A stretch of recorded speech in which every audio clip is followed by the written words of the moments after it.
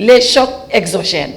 Les chocs exogènes, c'est effectivement la sécurité d'abord. Que devons-nous faire maintenant pour que nous puissions assurer une meilleure stabilité de nos États par la sécurité? Parce que après l'Afrique sous les chocs exogènes, on a mis 2 points, et ça veut tout dire les 2 points, défi de stabilité et de souveraineté. Pouvons-nous être stables?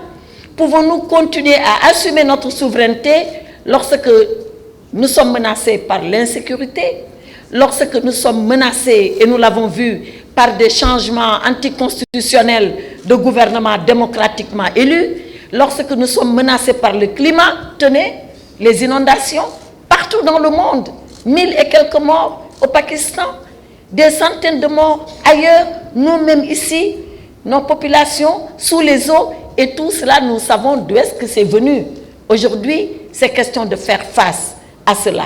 Lorsque l'insécurité alimentaire nous menace, et il a suffi de la crise russo-ukrainienne pour que nous mesurions, plus que le Covid, pour que nous mesurions à quel point nous sommes vulnérables de ce point de vue. Alors, c'est toutes ces questions ensemble sur lesquelles nous devons avoir ou nous devons projeter un regard prospectif pour dire voilà ce qui nous est arrivé, voilà ce qui a pu nous menacer, comment devrions-nous faire pour que dans 1 an, dans 2 ans, on ne le souhaite pas, mais que si ces mêmes crises se répètent, que l'Afrique puisse trouver ses solutions endogènes, pouvoir faire face tout en restant stable, tout en restant dans la paix et tout en conservant sa souveraineté. Quand la crise alimentaire est venue, il a été observé que 11 pays sur le continent africain pouvaient connaître des troubles sociaux qui allaient découler sur une instabilité politique du fait de la rareté du pain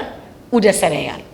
C'est la raison pour laquelle le président Macky Sall a pris son bâton de pèlerin à l'époque et parti rencontrer le président Poutine pour imaginer des solutions qui permettraient d'ouvrir les ports d'Odessa et sur la mer Noire pour que ces céréales puissent être convoyées pour empêcher cette crise. Alors, pouvons-nous accepter de vivre de façon permanente sous cette menace-là, qui est une menace exogène et qui a des conséquences endogènes et qui peut emporter nos États et déstabiliser nos sociétés? Voilà la pertinence de la réflexion à laquelle nous allons nous engager. Pour ce qui est de la force africaine commune, je pense que votre question est effectivement pertinente. Et nous avons à l'Union africaine ce qu'on appelle une force africaine en attente. Que cette force-là, lorsque nos pays sont menacés, lorsque nos pays en ont besoin, avant même de pouvoir faire appel aux Nations Unies ou à d'autres organisations internationales, que cette force puisse intervenir. Mais il faut 2 choses pour que cette force puisse marcher. La première, il faut d'abord des hommes. Quand on parle de force, déjà, c'est le facteur humain qui intervient en premier. Il faut donc que dans tous nos États, avec des armées régulières constituées, que ces États-là soient les pourvoyeurs en hommes et en hommes expérimentés, en hommes de terrain de cette force africaine en attente. C'est sûr qu'il y en a, mais nous devons formaliser tout cela. L'autre chose qui manque à cette force africaine en attente, ce sont les financements. Et nous pensons, et vous avez entendu le président Macky Sall depuis quelques jours, dire qu'il nous faut repenser maintenant l'intervention du système des Nations Unies sur les théâtres d'opération. Il faut repenser le maintien de la paix en pensant qu'il est fondamental de faire avec ce que nous avons comme force locale avant de nous ouvrir à d'autres forces venues d'ailleurs. Donc, il y a une force africaine en attente.